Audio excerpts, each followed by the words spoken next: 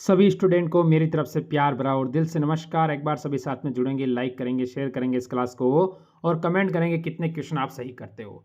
तो मैं आप सभी के सामने लेके आया हूँ एसएससी एमटीएस के टॉप क्वेश्चन। एसएससी एमटीएस अगर हवलदार की आप तैयारी कर रहे हो तो मेरे साथ जुड़ेंगे, लाइक करेंगे इस क्लास को, शेयर कर दो जल्दी से, क्योंकि आज के बेहतर 25 क्वेश्चन आपके सामने आ चुके हैं, पूरा प्रैक्टिस सेट। मेरे स्टूडेंट, आपको कमेंट करना है कि 25 में से आपका टारगेट क्या रहता है। आपको पता है अगर आपका एग्जाम होता है तो 25 में से आप कितना कर सकते हो। कम से कम जो बच्चा 20 प्लस का टारगेट देगा, मान लूंगा उसका सिलेक्शन जीके जीएस में तो यहीं से हो चुका है।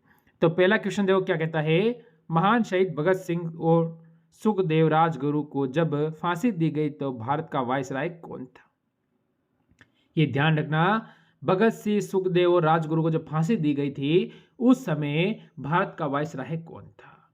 तो आप सभी क्या कहोगे मेरे स्टूडेंट कि लॉर्ड इरविन। ऑप्शन नंबर पर बच्चा जो यहां से बी देगा ना वो बिल्कुल सही है। अगला क्वेश्चन आपके सामने, बताओ क्या कहता है। पॉलीथीन का औद्योगिक उत्पादन किसके बहुलीकरण द्वारा होता है। तो बहुलीकरण के कारण होता है, तो किसके बहुलीकरण के कारण होता है ये हमको बताना है। जो आपको पता है पॉलीथीन होता है ना, पॉलीथीन जिसका औद्योगिक उत्पादन किया जाता है उसी की बात यहां पर चल रही है। तो हम क्या कहेंगे कि हमारा उत्तर बिल्कुल सही हो जाए। तो इथाइलिन, यानी आपको ध्यान रखना है इथाइलिन। ऑप्शन नंबर मेरे बच्चे जो सी देगा ना वो बिल्कुल सही है। देखो अगला क्वेश्चन आपके सामने 29 नंबर क्या कहता है। पेशी रोग की उत्पत्ति होती है, यह आपको बताना है किससे होती है। तो आपके सामने यहाँ पर 4 ऑप्शन हैं, ऑप्शन ए, बी, सी या डी। मेरे स्टूडेंट सारे अपना यहाँ पर उत्तर देंगे और सही और सटीक देंगे। मीजोडर्म कोशा से होता है, मीजोडर्म कोशा, यानी मेरे बच्चे ऑप्शन नंबर बी यहाँ पर बिल्कुल सही है। अगर हम आगे चले तो निम्नलिखित में से कौन सा विद्वान भारत में मोहम्मद गजनी के साथ जुड़ा हुआ था।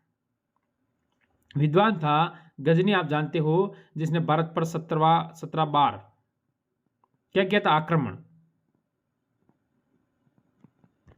जिसने भारत पर 17 बार आक्रमण किया था, उस गजनी की बात कर रहा हूं मैं। तो आप सभी कहोगे अल बरूनी। अल बरूनी का मतलब मेरे बच्चे ऑप्शन नंबर यहाँ पर डी बिल्कुल सही है।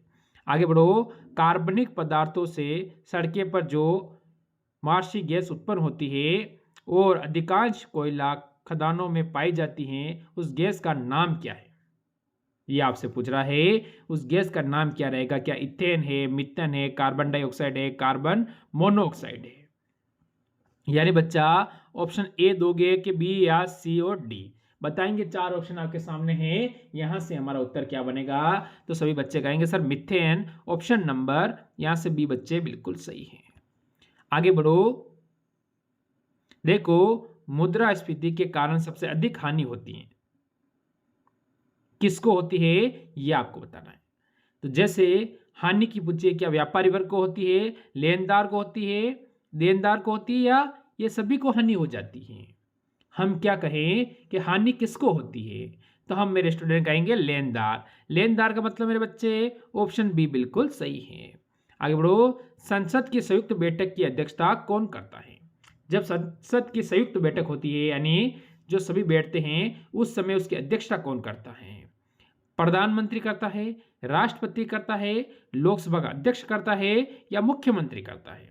संसद की जो संयुक्त बैठक होती है उसकी यहाँ पर बात चल रही है मेरे स्टूडेंट। तो आप क्या करोगे कि इसकी बैठक कौन करेगा, यानी इसकी अध्यक्षता कौन करेगा। तो आप कहोगे लोकसभा का अध्यक्ष। ऑप्शन नंबर मेरे बच्चे जो यहाँ से सी देगा वो बिल्कुल सही और सटीक हो जाएगा। बढ़ो अगले क्वेश्चन पर। भारत में राष्ट्रीय उपभोक्ता दिवस कब मनाया जाता है। भारत के अंदर राष्ट्रीय उपभोक्ता दिवस है वो किस दिन मनाया जाता है। अब यहां पर अगर हम जाएंगे तो 10 अप्रैल, 1 मार्च, 10 दिसंबर और 24 दिसंबर। ये आपको बताना है कि जो उपभोक्ता दिवस है वो कब मनाया जाता है, ये आपको बताना है मेरे स्टूडेंट। तो आप सभी क्या कहेंगे। अब क्या कहेंगे आप सभी यहां से ये बताना है। तो आप सभी कह दोगे सर जी ऑप्शन नंबर यहां से डी बिल्कुल सही रहेगा, 24 दिसंबर। जो बच्चा डी देता है वो बिल्कुल सही है। आगे बढ़ जाओ। क्वेश्चन का कहना है, देखो क्वेश्चन कहता है 1912 में भारतीय राष्ट्रीय कांग्रेस के बाकी पूर्व अधिवेशन की अध्यक्षता किसने की थी? 1912 की यहां पर बात चल रही है। कांग्रेस की स्थापना सभी को पता है कब हुई थी? 1885 में इसकी स्थापना हुई थी। भारतीय राष्ट्रीय कांग्रेस की अध्यक्ष स्थापना यानी कब हुई थी? 1885 में। और ये बात कर रहा है 1912 में इसकी अध्यक्षता किसने की थी? हम क्या कहेंगे यहां से, जल्दी बता दो। तो यहां से आपका उत्तर क्या हो जाएगा? RN मदोलकर। यानी मेरे बच्चे जो बच्चा सी देता है ना वो बिल्कुल सही है। आगे बढ़ो अगले क्वेश्चन पर। अगला क्वेश्चन आपके सामने, किस बौद्ध संत और चीन से भारत आए तीर्थयात्री के बौद्ध धर्म की पवित्र रचनाओं का, ठीक है, अनुवादन संस्कृत या चीनी भाषा में किया है? किसमें किया है? संस्कृत से चीनी में चला गया वो। तो संस्कृत से अगर चीनी में चला जाएगा वो कौन है, उसका नाम बताना है। क्या करता है, पहले वो उसका कौन सा थी, वो संस्कृत में लिखी हुई थी, वहां से वो चीनी में ले गया। अब हमारा उत्तर यहां से क्या होगा? आई चिंग, नाम ऐसे ही है आई चिंग, तो वजह से चीन में कर दिया। ऑप्शन नंबर बी बिल्कुल सही है। आगे बढ़ो, बिहार में सबसे कम साक्षरता वाला जिला कौन सा है? सबसे कम साक्षर वाला जिला कौन सा है बिहार के अंदर, ये आपको बताना है। तो जैसे गया है, खरिया है, स्तिपुर है या पूर्णिमा, तो क्या होगा? आप सभी बताएंगे कि बिहार में सबसे कम साक्षर वाला जिला, जो बच्चा ऑप्शन नंबर डी देगा वो यहां से बिल्कुल सही है। बढ़ो अगले क्वेश्चन की ओर। ये बढ़िया क्वेश्चन है कि पहला मुस्लिम आक्रमणकारी जिसने 712 में भारत आया था उसका नाम क्या था? ये ध्यान रखना, ये बहुत बड़ा आक्रमणकारी था और प्रथम था, यानी इनको अंत तक खदेड़ने वाले राजा का नाम क्या था? ये भी आप मेरे को कमेंट करोगे। जिसके बाद उन्होंने 300 साल तक भारत पर सही आक्रमण नहीं किया था। ये ऐसे चीज, ऐसे महाराजा भी और राजा भी हमारे भारत में हुए हैं, ये ध्यान रखना है। जिनको सिर्फ इतिहासों के पन्नों में दबे हुए हैं उनको बाहर किसी ने उजागर कभी नहीं किया। मोहम्मद बिन कासिम, यानी मेरे बच्चे ऑप्शन नंबर आप यहां से सी बिल्कुल सही दोगे। आगे बढ़ो, घोघा झील बिहार में किस जिले में स्थित है? ये बताना है, झील के बारे में ये पूछ रहा है कहां पर स्थित है, तो आपका उत्तर यहां से क्या रहेगा? यहां से सारे स्टूडेंट बताएंगे झील के बारे में अगर आपसे पूछा है तो आप क्या कहोगे? कटिहार। यानी मेरे स्टूडेंट जो बच्चा कहता है कटिहार, ऑप्शन नंबर कौन सा? ऑप्शन नंबर सी देता है, वो बिल्कुल सही है। यहां पर बढ़ो अगले क्वेश्चन पर। अगला क्वेश्चन में कहता है विश्व योग दिवस कब मनाया जाता है? जो आप योग करते हो वो योग दिवस विश्व में कब मनाया जाता है, उसके बारे में एक क्वेश्चन हमसे पूछता है। अगर योग दिवस के बारे में इसने हमसे पूछा है, अगर हम ऑप्शन पे जाए तो 22 जून, 23 जुलाई, 21 जून और 25 जून। यानी अगर आप एक ऑप्शन काटो तो आपको पता है कि जून में आता है। योग दिवस कब आता है? जून में आता है। जिस बच्चे को पता है कि जून में आता है तो अगर 90% वो क्वेश्चन को सही कर लेगा। अब कैसे कर लेगा वो तरीका बता दूंगा। अगर यहां से ऑप्शन महीने सारे चेंज है तो अपने आप उत्तर निकालेगा कि 21 जून, ऑप्शन नंबर सी बिल्कुल सही है। अगला क्वेश्चन कहता है यानी निम्नलिखित में से किसे आधुनिक मनु कहा जाता है? ऐसा कौन सा है जिनको आधुनिक मनु कहा जाता है, तो आप क्या कहोगे? अब यहां से अगर हम बात होती है आधुनिक मनु की, तो क्या डॉक्टर राजेंद्र प्रसाद को कहा जाता है, या BR अम्बेडकर को कहा जाता है, महात्मा गांधी को कहा जाता है, BN राव को कहा जाता है? BN राव क्या थे? सलाहकार थे। किसमें? संविधान सभा के सलाहकार कौन थे? BN राव थे, ये आपको ध्यान रखना है। महात्मा गांधी सभी को पता है राष्ट्रपिता थे। BR अम्बेडकर कौन थे?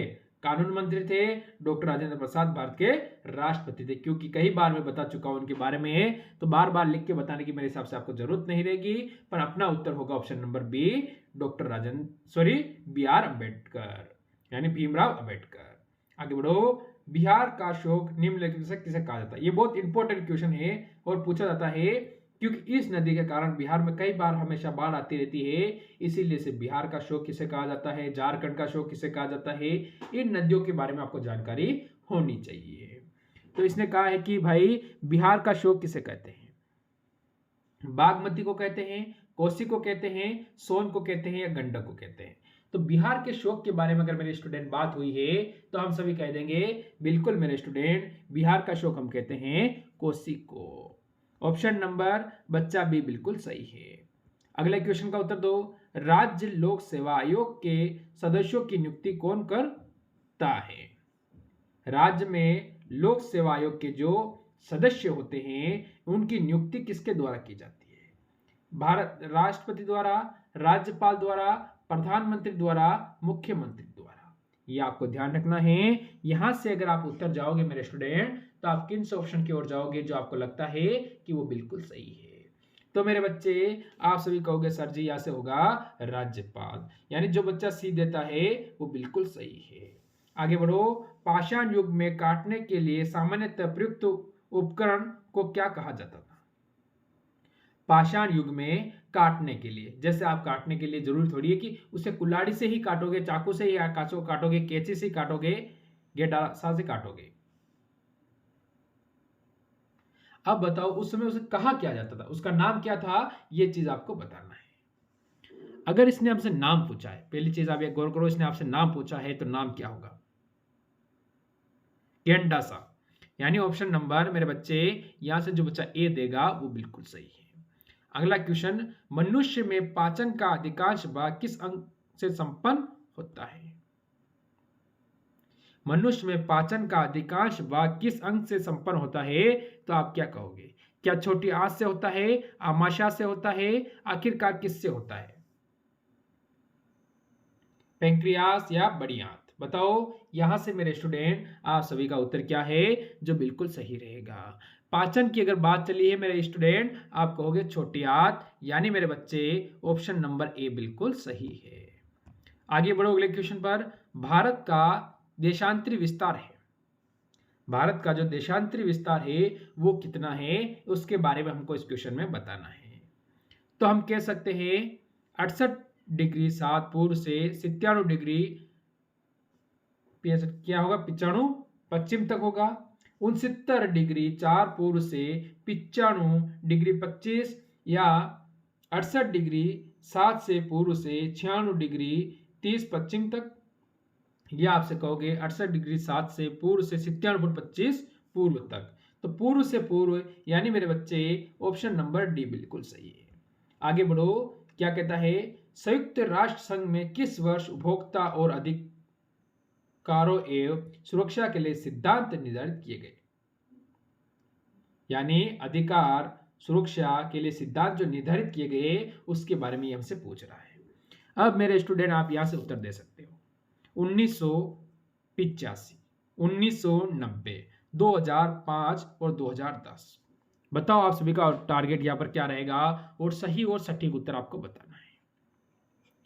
क्या मेरा कोई बच्चा यहां पर सही और सटीक उत्तर दे पा रहा है कि नहीं दे पा रहा है? अगर आप दे पा रहे हो मेरे मित्र तो आप सभी कहोगे सर जी ऑप्शन नंबर कौन सा है? ए बिल्कुल सही है, 1985 ऑप्शन नंबर ए बिल्कुल सही है। आगे बढ़ो। अशोक ने बौद्ध धर्म के प्रचार के लिए विदेशों में किसको भेजा था? अशोक ने क्या किया था बौद्ध धर्म के प्रचार के लिए? जैसे कि उसने किसको भेजा था? अपने पुत्र और पुत्री को भेजा था। ये तो आपको पता है कि अशोक ने बौद्ध धर्म के प्रचार के लिए श्रीलंका किसको भेजा था? विदेशों में कहा है। तो चलो ठीक है, बाकी इसमें सबसे पहले श्रीलंका आता है। अब आपको उत्तर बताना है। तो आप कहोगे संघमित्र। ऑप्शन नंबर मेरे स्टूडेंट बी बिल्कुल यहां पर सही है। आगे बढ़ो। बिहार का पहला दूरदर्शन केंद्र कहां स्थापित किया गया था? बिहार का पहला दूरदर्शन केंद्र कहां पर स्थापित किया गया था मेरे बच्चे? यहां से आपका उत्तर क्या रहेगा? अब हम यहां से क्या कहें कि सही हो जाए? मुजफ्फरपुर। यानी मेरे बच्चे जो बच्चा ऑप्शन नंबर यहां से डी देता है वो बिल्कुल सही है। बढ़ो अगले क्वेश्चन पर। क्षेत्रफल के अनुसार बिहार का दूसरा सबसे बड़ा जिला बताना है। HW के तौर पर जरूर बताना है। तो ये थे आज के टॉप क्वेश्चन जो मैंने 25 करवाए हैं। बताना कैसी लगी क्लास, अच्छी लगी लाइक करना, शेयर करना। मिलते हैं कल इसी समय एक और क्लास के साथ। सभी को जय हिंद, जय।